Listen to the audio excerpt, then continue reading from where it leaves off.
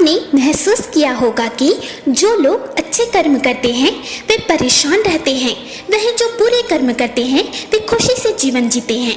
अच्छे कर्म करने वाले परेशान होते हैं कि आखिर उन्हें इतनी परीक्षा क्यों देनी पड़ रही है, जबकि जो अधर्म की राह में है वो खुश है और जिंदगी का लुत्फ उठा रहा है। अक्सर आपके मन में भी ये सवाल आता ही होगा। ये सवाल अर्जुन के मन में भी आया था और इसका जवाब श्रीमद् भगवत गीता में श्री कृष्ण ने अर्जुन को दिया है। एक बार की बात है जब अर्जुन और श्री कृष्ण के बीच संवाद चल रहा था। अर्जुन कुछ दुविधा में लग रहे थे। श्री कृष्ण ने अर्जुन से पूछा, अर्जुन तुम दुविधा में क्यों लग रहे हो? अर्जुन ने कहा, हे माधव, जो भगवान की आराधना करते हैं, धर्म की राह पर चलते हैं, ऐसे अच्छे लोगों के साथ सदैव बुरा ही क्यों होता है? अर्जुन के मुख से ऐसी बातें सुनकर श्री कृष्ण मुस्कुराए और कहा, मनुष्य जैसा सोचता है और महसूस करता है वैसा कुछ नहीं होता है, बल्कि अज्ञानतावश वो सच्चाई नहीं समझ पाता है। अर्जुन उनकी ये बात समझ नहीं पाए। फिर श्री कृष्ण ने अर्जुन से कहा, पार्थ, मैं तुम्हें एक कथा सुनाता हूँ।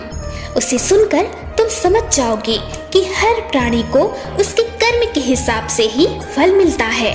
प्रकृति हर किसी को अपनी राह चुनने का मौका देती है। अब वो मनुष्य की इच्छा पर निर्भर करता है, उसे धर्म की राह चुननी है या अधर्म की। आओ पार्थ, कथा शुरू करें। एक नगर में दो आदमी रहा करते थे। एक आदमी व्यापारी था जिसके जीवन में धर्म की बहुत महत्ता थी। वो पूजा पाठ में यकीन रखता था। वो मंदिर जाता था और दान धर्म भी करता था और प्रत्येक दिन भगवान की आराधना किया करता था। वह दूसरा आदमी बिल्कुल विपरीत था। वो हर रोज मंदिर तो जाता था, लेकिन पूजा करने नहीं, बल्कि मंदिर के बाहर से जूते चप्पल चुराने। उसे दान और धर्म से कोई लेना देना नहीं था। समय बीतता गया और एक दिन बहुत जोर की बारिश हो रही थी। इसी वजह से मंदिर में पुजारी के अलावा कोई नहीं था। ये बात जब दूसरे आदमी को पता चली तो उसने कहा कि ये सही मौका है मंदिर का सारा धन चुराने का। पंडित से नजर बचाकर उसने मंदिर का सारा धन चुरा लिया। उसी समय धर्म कर्म में विश्वास करने वाला व्यक्ति भी मंदिर पहुंचा। दुर्भाग्य से मंदिर के पुजारी ने उसे ही चोर समझ लिया और चिल्लाने लगे। वहाँ लोग एकत्र हो गए और उसे बहुत मारा। किसी तरह वो बचते बचाते वहाँ से निकला तो दुर्भाग्य ने उसका साथ वहाँ भी नहीं छोड़ा। मंदिर के बाहर वो एक गाड़ी से टकरा गया और घायल हो गया। फिर वो व्यापारी लंगड़ाते हुए घर जाने लगा तो रास्ते में उसकी मुलाकात उस व्यक्ति से हुई जिसने मंदिर से सारा धन चुराया था। उसने कहा, आज तो मेरी किस्मत चमक गई, एक साथ इतना धन मिल गया। ये सब देखकर उसे बहुत बुरा लगा और उसने अपने घर से भगवान की सारी तस्वीरें निकाल दी। कुछ सालों बाद दोनों यमराज की सभा में पहुंचे और भले व्यक्ति ने दूसरे व्यक्ति को देखा तो उसे बहुत गुस्सा आया।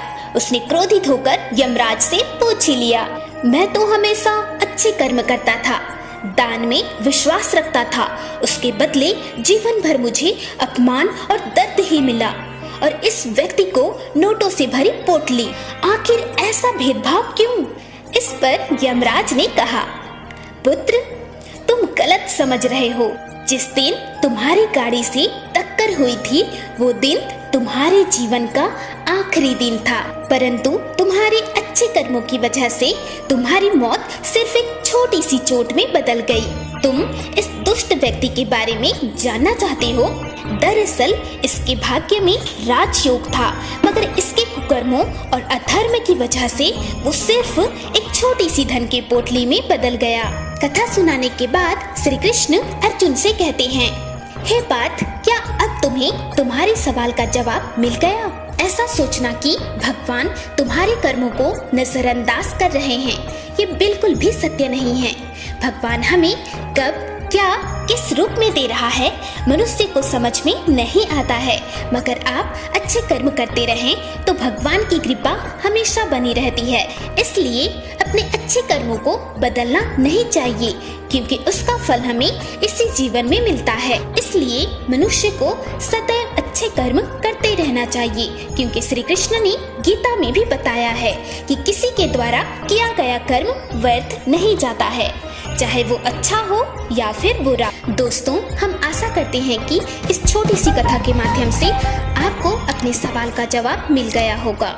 हर हर महादेव। जय श्री कृष्ण।